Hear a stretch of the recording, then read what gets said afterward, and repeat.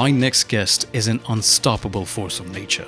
She has made it her life's mission to improve healthcare in one of the most deprived regions in the world. Enter Devi Patel, who co-founded and has been running the Better Lives Foundation with her husband Raj for the last 16 years. This incredible organization has been providing free medical treatment for the people of Yonibana, Sierra Leone, with a unique approach of empowering the local population to become self-sufficient. In this episode, we delve into her life's journey, what made her dedicate her life to serving humanity, what drives her every single day, how she overcomes unsurmountable obstacles, and the mindset she embodies to manifest what most people would deem impossible. Devi Patel, where are we right now? Tell us. Keval, we are in sunny Yonibana at the Yonibana Science Centre, which is about 91 miles away from Freetown. Lovely suburbs and peace and quiet, I think. On and off. When the generator's not on or the motorbike's not coming. Well, do you know what? I'm so happy to be here. It's my first time, and just even sitting here with you, because I know you're a very busy lady, grabbing a few minutes of your time so you can basically share your experiences and your wisdom on your journey to where you are right now. So tell us exactly why we're here together right now. So we came here to Yonibana in 2006 for one single medical camp. We ended up buying land and building a hospital, and so here we are. Now, the hospital has been running with our local staff that we sponsored, 77 of them, from secondary level all the way through to graduate, in medical and non-medical, so that we would have a complement of every or as many departments as possible within the hospital. They are employed here at our hospital, and we've become a referral hospital in the chiefdom. There isn't anybody like us around, and we help many people. We're the only free hospital in the country that serve the community of any age or any ailment or whatever. We also do surgeries and so on. And right now we are here because we have a dental camp that was happening for the whole week with our 3 dentists, lovely dentists, you being one of them. And you've helped so many people. I think over about 250 people in a space of 4.5 days. And I cannot even imagine the number of teeth that you guys have extracted, and the training that you've been giving as well to all our local volunteers. So thank you so much. No, thank you, because without you, we wouldn't be here. Just listening to that, I think it's a monumental undertaking. And I don't think that there are many people on this planet who would even consider taking something like this on. So I think what I want to know is, firstly, why Yonibana? And secondly, what is it that made you decide, okay, we're going to set this up? Because a lot of people, they come to a place, that help a little bit, and then they would just leave. So what is it that made you stop here, and what is it that made you do what you're doing and just be committed to this cause of improving healthcare in the region? I've been arranging medical camps in developing areas around the world, many, many different areas, very remote areas where there haven't been any medical facilities at all.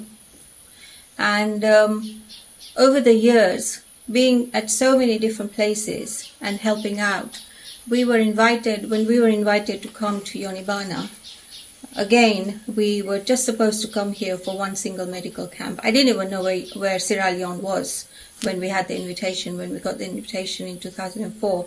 Anyway, it took us 2 years to arrange this one single trip to come out here. We didn't know any flights that were coming out here. We weren't even sure if these flights were legal or whether we'd end up coming here ourselves. Sierra Leone had just come out of the civil war, and it was extremely, extremely remote, but also in a way dangerous as well because of the civil war that had just come out. So there were lots of challenges that we faced at that time. But I think once we got here, there was about 36 of us who came on the initial medical camp. Once we got here and we started seeing the patients, it kind of reminded me, because I was born in Uganda, and we had to leave Uganda when Idi Amin took over, and he expelled about 63,000 Asians from the country back in 1971, 1972. And at that time, the day when he actually took over the country, as it were, my sister and I were being driven to school, and our driver, instead of taking us to school, he took us to somebody's house. He told us to hide in a dining room under a dining table. And we really didn't know what was happening. There was lots of noise, lots of gunfire, lots of people shouting and screaming. And he told us, he hid us under this dining table, put the tablecloth all the way down to the bottom so nobody could see us two little girls under there. And told us to wait there until he came and collected us. And now this was at about 7:30 in the morning. The two of us were there till about 9:30 in the evening when he eventually came. We didn't know whether he was going to come, what was happening, whether anybody would see where we are, or whether we'd be able to see our parents again. Anyway, he came to collect us. We're so thankful for that. He took us in the shade of the night. He didn't want the locals seeing us in the daylight, so he came very late. Took us to our parents. Our parents were elated to see us because they didn't know what happened to us. And that was the time that I was reminded of when I first came to Yonibana. Because a lot of patients that came to us, a lot of young girls, a lot of women, they faced similar challenges with the rebellion that was going on here, and they weren't as fortunate as we were. And that's what I kind of remembered. And I think my heart kind of just drew to that time, that I was so fortunate. God had looked after us. Something had to be done to help the society here.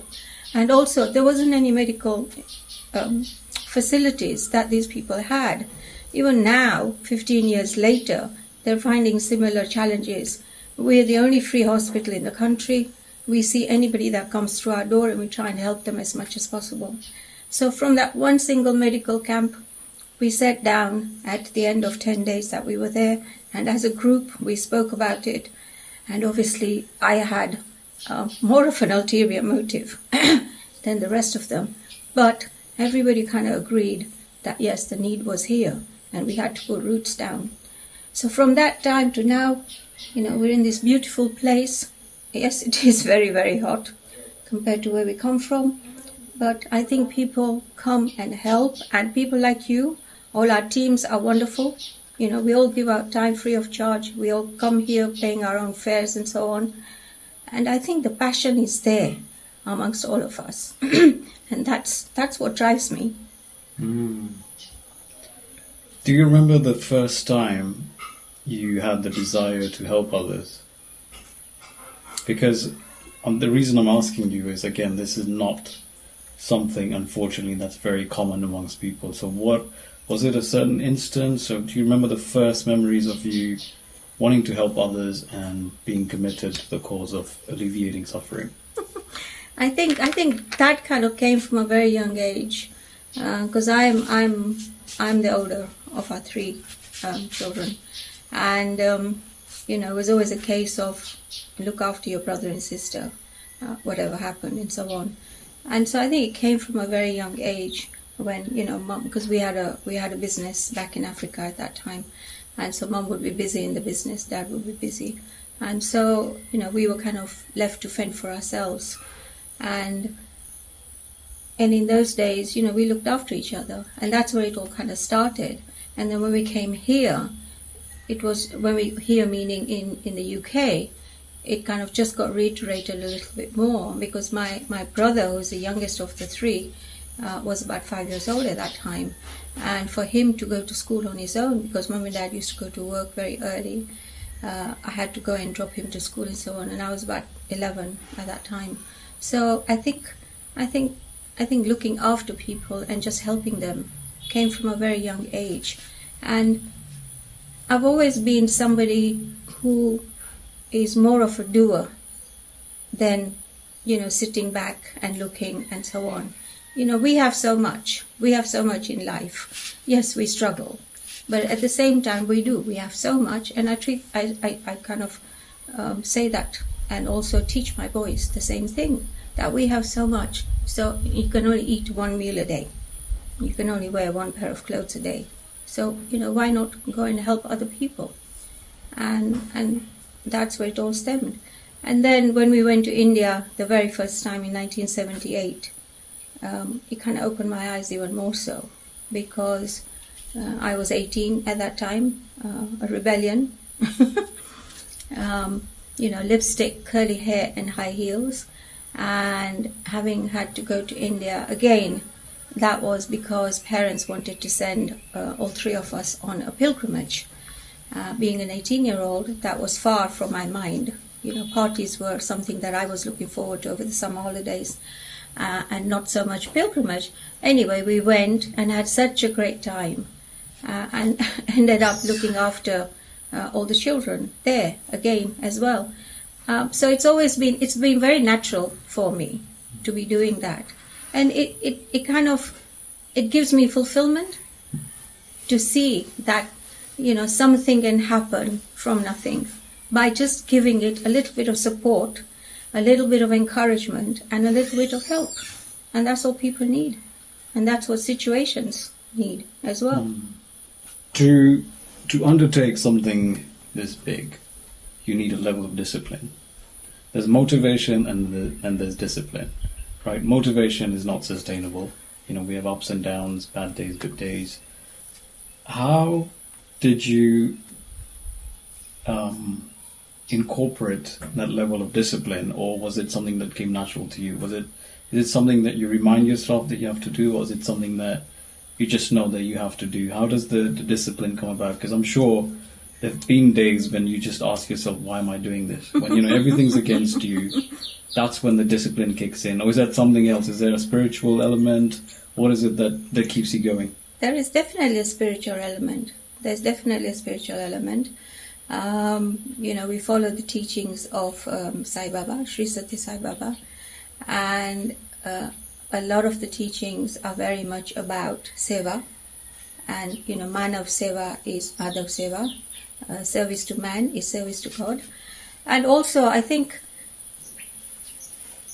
whenever I see something, or I hear something, or something's happening, I just see it as not so much an issue, but as how can we solve that problem or issue or whatever. And so I think it just comes natural to me, whatever it is. I always try and look at the positive from whatever angle, There's so much heat here, I'd love to be in an AC room, but how would I have the benefit of this lovely sunshine? How would I detox myself if I was sitting in an AC room, So you always look at the positive. Anything that's happened, you always look at the positive. And there is always two sides to every single situation. And that's how I face it. And also, yes, there are days when I think I must be mad to be doing something like this or taking on something like this. But I think the team that we have around me are wonderful, and they're so helpful. They're all younger than I am, most of them, like you are. And I actually bounce my ideas off them and so on. And also sometimes, they act as my counselors too. I can offload certain things to them, and we just have ideas and we bounce backwards and forwards. But, just getting on with it and not to give up in a way. And also I feel that situations, challenges, issues wouldn't be in your path or wouldn't be there in your path if you were not able to solve them. I think we just have to apply ourselves and think outside the box. A lot of us just think that, that is how it is, but we need to look at things from another perspective. And when you do that, you'll see it's so simple, and that's it. How do you deal with stress? Because I've been witnessing you over the last few days, and there's been lots of stressful events that have happened, big and small. How do you deal with it? And yeah, how do you overcome it? Well, first and foremost, I don't look at it as stress. I don't let that affect me internally. So I just look at it as a piece of paper that is in front of me. And how do you tackle that? How would you pick it up? What would you do to that piece of paper to get it sorted out? And also think about it from a different angle. And also, why is it there? Why has that manifested? Why has that come along? Is there something that we're lacking? Is there something that we need to do? And most of the time, things come in our path because something better is going to come along, or we're going to find something else alongside with that. So while you're sorting out that issue that's come, or that situation you're in, what's going to happen is something else will also come along which will be more beneficial. So there's always two things to it. Recently we had NACIT, which is like the national insurance in Sierra Leone. So there was an issue that our staff hadn't communicated properly with them. So they rang me up on Tuesday and said that we had to go to their offices, which is about 200 miles away from here, for a 20-minute appointment, for a 20-minute meeting that we had to go there. And so obviously our staff were quite fretting because it's a government agency and this and the other and whatever. And I said to them, look, just take all the paperwork we need to go take for the meeting and just pray on it, and let's just go answer their questions, and let's see and put that situation that they're telling us we're in at their doorstep and ask them how they can help us to solve it. And which is what we did. We were there for 20 minutes, well, less than 20 minutes. The manager was so helpful, and he couldn't have us out of his office early enough because all he kept saying was, you, the CEO of this charity, you're doing wonderful work. I don't want to take much of your time. And it was, it was something that they had called us for. Mm-hmm. But when we came out of the office, there was some school children who were sitting in one of the conference rooms. And I just asked the deputy, I said that, these lovely children and so on. And he said, they're all about 10 to 12-year-old, and they've come here for careers advice, and they've come here to ask me questions. And he said, look, why don't you talk to them?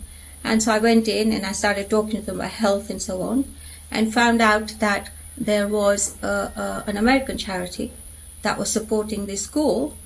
And so, from that, we've now made contact with another charity which is in the US, and we've decided that we're going to try and see if we can have a Zoom meeting when I get back to London to see how we can collaborate. So there's always something good or positive that comes out of every situation. And I think that's what we need to look at. Brilliant. Victims of the Civil War, I'm sure that conflict left a lot of kids without parents, left a lot of people without homes, without jobs, but almost, that war took away so much for so many people, lost lives, lost limbs. When you came here, I'm sure you met people, and I'm sure you met children who had lost everything.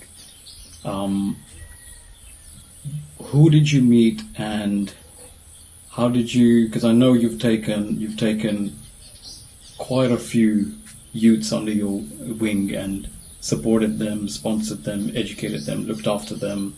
Could you give us an account of what you experienced and what some of your children now are doing and how you're supporting each other?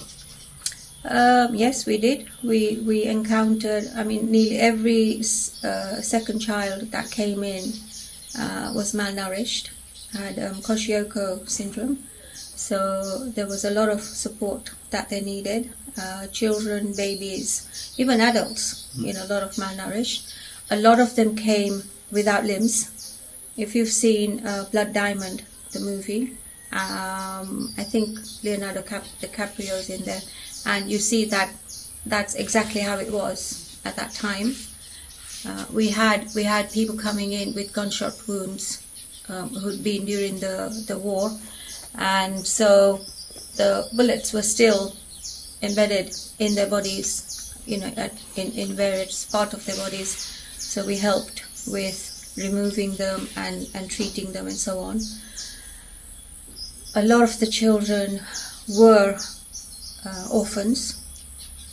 A lot of them were disabled as a result of the war. And so when we first bought the land and we started building the single building hospital that we have and the guest house, very naively we thought that once we open the hospital we'll employ qualified staff and then we'd run the hospital, but that didn't happen. So government didn't have qualified staff. We couldn't get anybody in the country either because everybody had left and gone abroad because of the war. So we closed the hospital and we started bringing teams over 4 times a year, and then opened the hospital. When we came for about 10 to 12 days, we saw anywhere between 3,500 to 6,000 patients at that time, and then we would close the hospital and so on. So this was a time when the locals would come, some of these orphans and so on, come and volunteer for us. So we decided that we couldn't go and carry on with closing and opening and closing and opening. So we decided that let's try and do something else. We had to think outside the box. So we started teaching them English and maths. And we gave them an exam. 77 of them passed our exam. So we sponsored them from secondary level all the way to graduate level in medical and non-medical training. So we have electricians, we have plumbers, we have an administrator, we have an accountant, we have clinicians, we have nurses, and so on. We have a lab tech and pharmacist and everyone. So there's somebody in every department. And a lot of these guys are young adults, but they're orphans. So, they came to the hospital again after they finished their studies in 2018, 2019. They started qualifying. And so we employ them at our hospital. So these guys are the only employed staff in our charity. We all work for free. And they're doing a wonderful job. And we bring teams still out from the UK and other countries who come out to do more teaching and also more training and to give service as well, like you have and like our other dentists have today. And it's wonderful. The little bit of encouragement that these people have got, they've really, really taken. It's like ducks to water. And they've really taken it on board. And, they're all very proud young men and women, supporting themselves but their families as well, and also qualified. They say the 3 pillars to true happiness are compassion, purpose, and detachment. So my question now to you is, how do you stay detached? And do you stay detached? And how do you go about it day to day? I think there is a certain amount of attachment, but at the end of the day, I still have to focus on the bigger picture, because compassion is there, empathy is there in terms of what the patients feel and whatever and so on. So, and of course, wherever possible, human nature, they'll take you for a ride, and therefore, I think we have to start getting to know the situation, read the people, and I also rely a lot on our staff because they know, because they come from the local area, they know the local people, and they know, whether or not there is a little bit of, non-truth being said by them, if they can't afford things or whatever.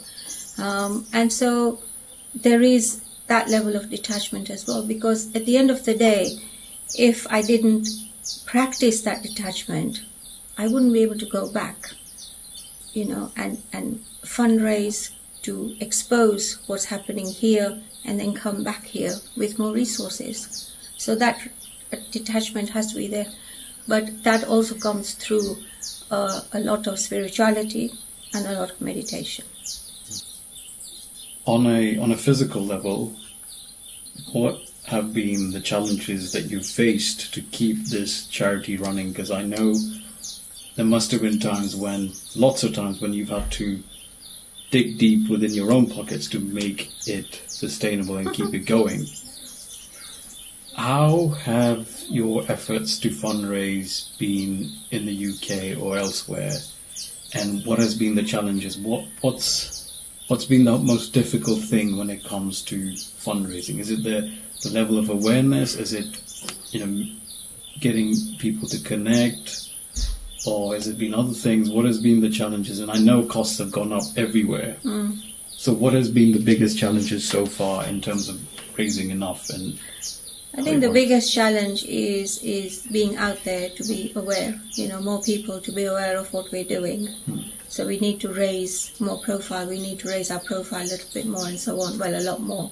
But also the fact that although we're a very hands-on charity and we're doing a lot more than any of the big aid agencies are doing or able to do, being a small charity, what happens is we try and put funding bids in, and sort of towards at the last stage, we're told that we're not big enough for them to fund us. But, we're doing a lot of work compared to a lot of aid agencies, but we're not big enough in name and so on, and awareness and exposure for them to fund us, as it were. So I think we need a lot of help for awareness, for making our charity known out there, for the work that we're doing. I mean, to date, over the past 4 or 5 years that we've been open full time, we've seen almost 100,000 patients. This year alone, there have been over 200 surgeries, hernias, hydroceles, C-sections, and appendicitis. A lot of dental surgeries that have been going on, especially recently, cataracts, and so on. So all these, and they're all performed free of charge. Pre-op is free of charge, post-op is free of charge. We give them medication and whatever. We just need awareness. We need more and more people to know about our work, and, come and see us. Come here to the ground, come and feel what we're doing. Come and see us, come and quiz us. A lot of us give to charity, a few pounds a month to start off with and then increase it to more. But I also know that countless charities take quite a massive chunk out of the money that we give them. How does, say if I were to give you a certain amount, how is the money allocated to different things, and how does it work with every contribution that's made? Well, it really depends. I mean, we have some regular donors. They don't specify in which department they'd like their funding to go to. So what we do is we utilize their money to go for the general running of the hospital. If we raise £1, then at least 99 pence goes towards the project. We have hardly any overheads because everything is done from our own offices at home. We are not paid staff, so all of us work free of charge. Every department in our charity is led by a consultant, and then they have their own teams under them, and we have various volunteers. So all of us work free of charge. We give our time free of charge. We come to Sierra Leone, we buy our own tickets. We don't get the charity to pay for us, and also we contribute towards what's going to happen at that camp as well. So regular funding goes there. If somebody specifies that they want their funding to go for a specific thing or event or area or project, then we make sure we allocate that funding for that project. So, we want to build the first dental university in the country. There is no dentistry in the country. So, our teams have formulated a curriculum with King's College Hospital, with WHO Oral Health for West Africa, and with the Sierra Leone government for the Medical and Dental Council. And that curriculum now is going to be passed into Parliament. And once it's stamped, which is almost done because they don't have any other curriculum, it will be the curriculum that will be used by anybody who wants to teach dentistry. However, dentistry, to put up a dental school, it is quite specialized and it is expensive. So we haven't had a lot of people doing that. We will be the first dental school in the country, and the government are fully behind us, not financially, but they want to help us in any other way that they can. So, fundraising for the dental school would be wonderful. Now, if we are raising funds for the dental school, then and if people put the funds in for that, then that's where it will be parked. So, where there are general funds that are coming in, go for the day-to-day running of the hospital, where we have to buy the medicines, we have to buy all the laboratory items and dressing room and so on, and we have to pay our wages, our staff here in Sierra Leone.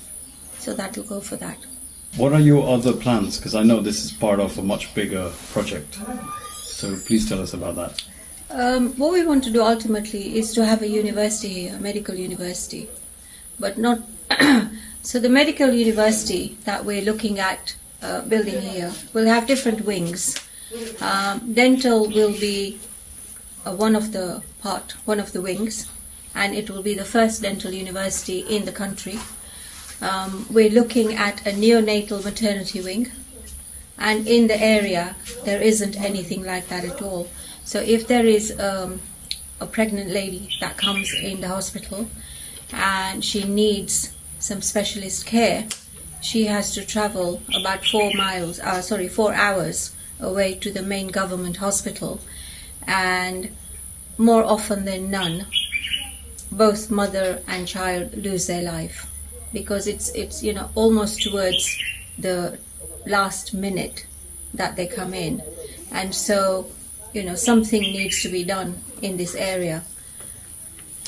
We also want to look at expanding on our laboratory for testing, and X-ray units as well, because all these facilities are there but not in our area. So the nearest one would be about 4 hours away, and that's too long for certain things.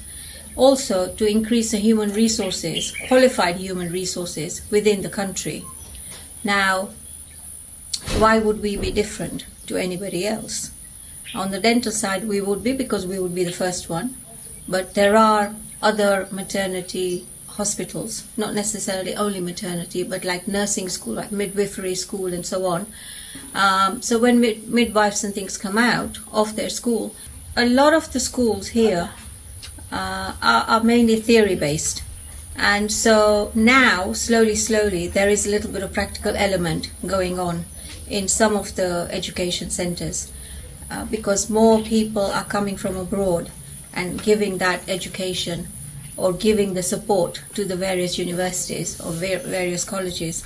So if we can have, since we have a hospital here already, if we can just expand on what we have by building different wings and then making that into a teaching wing, then the university side of it, what will happen is we have the theory, also we have the practical, that when a person comes out, that person will be more armed and more qualified, will know what to do straight away in whichever institute that they go to. Also, our standard of teaching is all WHO standard. It's also the Western standard of teaching. So we try and aim for the highest possible, that at least if we don't reach to the top, we can reach nearer enough to the top. And that's what we're trying to do. Now, I think that's very much needed, especially because, like you said, the number of medical professionals in the area are almost non-existent. Correct. And we also know that within the country there's about 5 or 6 registered dentists who are working. Yes. And Sierra Leone is a massive, yes, big country. And those 5 or 6 are all in Freetown. And treating the patients here, it just reminded me what poverty does to you. So most patients that we saw today and for the last few days had been suffering in pain for months, anywhere from 6 months to 1 year. And we both know what dental pain can do to you. Yeah, absolutely. It cripples you. Yes. And they've been living with it for so long and have no idea how, right? Secondly, with poverty, you can't have access to painkillers or any other sort of treatment. And finally, many of them come from very far away. So, they're using their savings, their energy. They have limited food supplies, so that limited energy they're using to come here to get and hoping for the best. Right now, if we had a bigger facility, we could guarantee that we can see everyone and provide them the treatment that they need. Because, what we have right now, it addresses the immediate, urgent pain. We can facilitate dental extractions, alleviate pain, but at a larger level, if someone's suffering from cancer or complicated abscesses, extractions that are needed, we can't provide that at this level. And that is why it's so important to have that expansion and get more professionals involved who are specialized in different branches, not just dentistry, overall, their health. Because again, a lot of patients that we saw had other things going on with them. That's right. But it's so limited, and we're so grateful that we have this facility to help them as much as possible, but we have a long way to go. We do. We have a long way to go, but we have to be very positive, and I think, very soon we will get there. It's one step at a time, and I think the support that we're getting from our volunteers back home is wonderful. Our teams are wonderful, and I think everybody is looking at different ways of getting awareness out there in their departments, so that we can get that support. The challenge is very much when we bring things into the country, and they're very, very grateful for us to bring it, but it gets stuck at port, and that's what the challenge is. So it's like the country is not helping itself, and we go to the offices and we ask them and so on, and it's all about bribery, and we don't want to do that. Let's try and get here, the way we should be getting here. And not in a corrupt way. And that's what we need to focus on, which is what we've been doing up till now. We shout a lot. I shout a lot. Even when I go to the parliament, I shout a lot, and raise my voice for the work that we're doing and so on, in the sense that, if we can do a little bit, help us, and then we can achieve a lot more. I think people forget as well that, when we have things set up here, what it took for us to bring those things here. Yes. So I know you have your warehouses in London, which have been given and donated by others, housing all the items that have been donated, also things that you've procured. And then the second bit is to hire containers to ship them over, and again get them from port to here.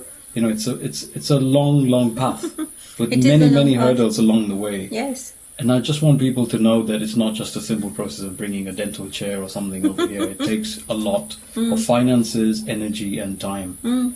So, looking at how the hospital is running, what it needs, and your future plans, how can people help you? How can people listening to this help you the most? And in what way? And I don't want you to hold back. I just want you to tell us exactly how we can help you and how the people can help you.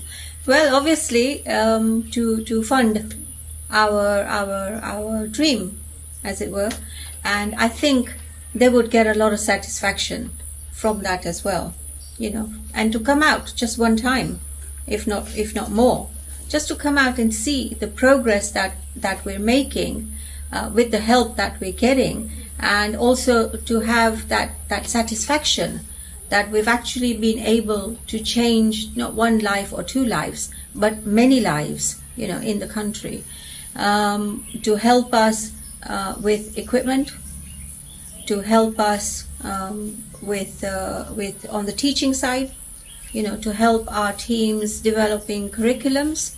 I mean, we have curriculums in the UK, but they are UK curriculums. We have curriculums in Sierra Leone, they are Sierra Leone curriculums, we need to marry the two, and we need to try and come up with a good balance so that we're not so much UK based or so little, based here as well. But we have a good mix on there as well. So we need to do that. And we need more volunteers, to come and help. Yeah. Because all our volunteers are professionals that we know personally. And so we're always knocking on their doors to come and help us at the warehouse or help here or help here. But, just a little bit of help would be great. If people can spare an hour at the warehouse, it's usually at the weekends. When we're loading containers, it's during the weekdays. But, if people can spare an hour, that would be great. If people can do fundraising activities, that would be great. If people can open doors for us, because, social responsibility from big companies, they all look at doing something good.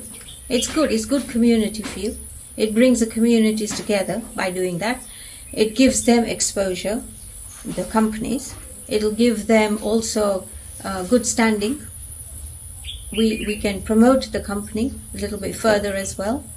And at the same time, their employees will be feeling so much better as well, because somebody that they're working for is compassionate. So, social responsibility. And whatever they donate through social responsibility can be claimed from the taxman. True. So get tax relief as well from it. And it doesn't have to be just medical health professionals, just to be clear. No, it can be any anyone. profession, isn't it? So Any profession. Plumbers, electricians, all of that is needed. Those and especially people- coming here. Absolutely, Yeah. absolutely. We need more of those people than anyone, because we need them to come and teach. They don't need to come here and fix a drain or fix a light or something, but they need to come and teach, so that the people here can carry on once they've gone. That's what we want. We want more training to happen, and so. My mum came out. She was 81 when she came out. What did she do? She taught the ladies in the guest house some cooking, which is also very needed. Then she went and helped in the pediatric clinics. She played with the children while the pediatrician saw, the children. Because every parent that came in with 5 children. So the doctor couldn't see 5 in one go. They needed help. So if my mum, who's 81, can come out, anyone can come out. Every single person is needed. But also students, who finish their A-levels, who are going into university, they can come out to see what it's like, where they would like their career path to be as well. We've had many students who've come out here, and it's opened their eyes up in such a profound way that they've taken on a career path where they wouldn't have even thought about it. We had one person, both parents are solicitors back in London, and he wanted to go and make money. And after coming on two of the medical camps, he became a surgeon instead. So it's changed, and it's great for him, and he's really loving it. So it really does. We've had 3-4 pharmacists who've come back, and they've all become doctors afterwards. We've had many marriages. People have met after they've come out on a camp or two, not necessarily only here but other camps, and they've stayed together, worked together, and by doing that, they get to know each other. When they go back home, they might go out a little bit longer, and then you find out that they're getting married, which is really great as well. Yeah. So they're finding their life partners. But yeah. That is amazing.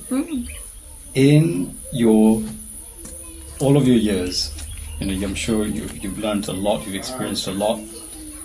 What would be some of the key pieces of advice you would give to, firstly, someone who's young and someone who's aspiring to do more things in their life, and also to someone who is retired and starting that journey, what piece of advice would you give to them?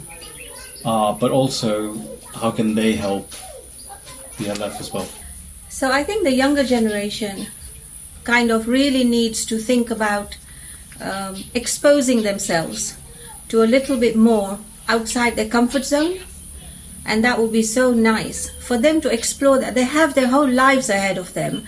If they can go out and just experience what's happening on the other side of the world, just to see where they might fit in, not necessarily, because there are so many young people these days, and there are so many courses that people can do. In my days, you either be a doctor, dentist, accountant, or an engineer. Those were like the four, or a pharmacist. Those were like the 5 main basic streams that you took. But these days, there are so many things the youngsters can do. And if they can think about experiencing something like this, and the way we are unique at Better Lives Foundation is they can volunteer for a week. It doesn't have to be for 3 months. It doesn't have to be for 6 months. A lot of aid agencies like you to go and volunteer, but they want it for a longer period, and people can't afford that, financially or time-wise, or, they don't want to go out that long. But if they want to experience that, they can come here for a week, they can come here for 2 weeks and experience what it's all about. And there's so many different facets that they can do here, not necessarily medical, but so many other things. They can do agriculture, they can do any of the arts here, they can do so much, they can do sports here, and then think about their career path once they've done that. But also people who are in careers, in terms of, and so many may be in a career but not so happy with what they're doing. Again, have a little bit, have a holiday, come out. It's not somewhere where you sit on a beach with a margarita. It's actually helping out. You might enjoy it, and it might open your eyes up to something else as well. And the same thing goes for retired people. When you get retired, I think a lot of people think, right, that's it, I'm retired. What am I going to do now? My life is finished. What happens to me? And the statistics is once you retire, many people 2 years after retirement go to see God. So rather than that, try and have another career, volunteer, go and do something else. And it doesn't have to be that people have to come out abroad. They can do things where they are. They don't have to leave their homes, but to have another focus, which is going to give them so much more out of life, even at that age. And, they will actually feel valued.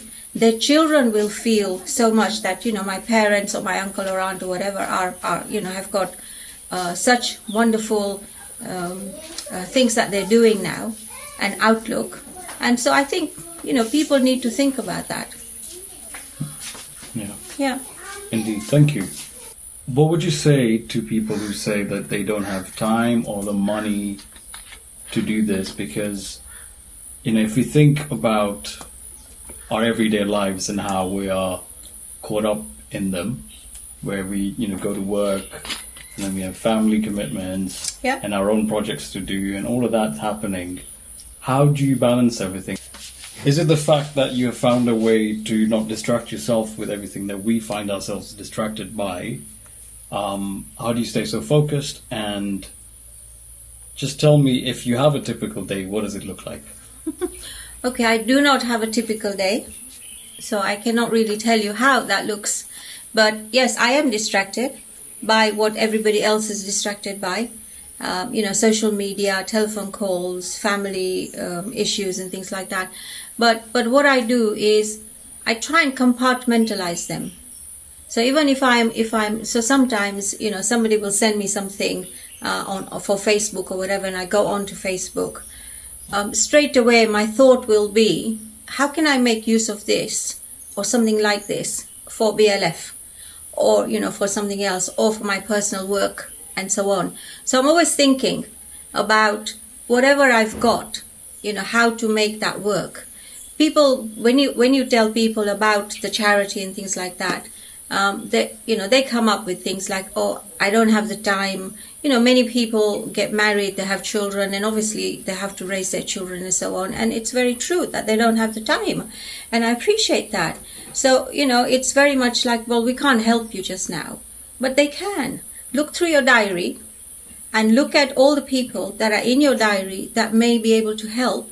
All you need to do is open doors for us or give us introductions. Then leave it to us, for us to get on with it. So that is also a huge help that people can give us, And typical day is very much similar to anybody else's typical day, just with a little bit of extra things that go on. Would you like to leave us with a last thought, just an epiphany that you've had? Because I feel this whole little chat that we've had today has been not only very inspiring, but also very informative about what you're up to, what PLF is up to, and also your plans for the future. And I think, it all starts with a dream, and it's about dreaming big, and you've embodied that, and I love that. But not only the fact that you're doing it, but it's also for others that you're doing it. You're not just doing it for yourself, which, again, most of us do. So, honestly, kudos to you. Just so much respect for what you're doing. So thank you from the bottom of our hearts. I mean, I have to say the same from the bottom of my heart too, to all of you. Because yes, it is great to have Mount Everest dreams, but without having the support, those dreams cannot come to fruition. And I feel that those dreams are coming to fruition, with everybody else as well. So I think it's a teamwork. As they say, teamwork is dream work. So all our big dreams can become a reality when all our teams start thinking about them as reality as well. And that's what we need to know. We need to do as well. I think what we have to also remember, sometimes people who are my age, in my generation, they kind of get scared. And they get scared not only for themselves, but also for me. And I get phone calls at home, I get messages at home that, I'm dreaming too big. But I think if we don't dream, and we don't dream to our ultimate, we're never going to get anywhere. And also, it all happens with little steps.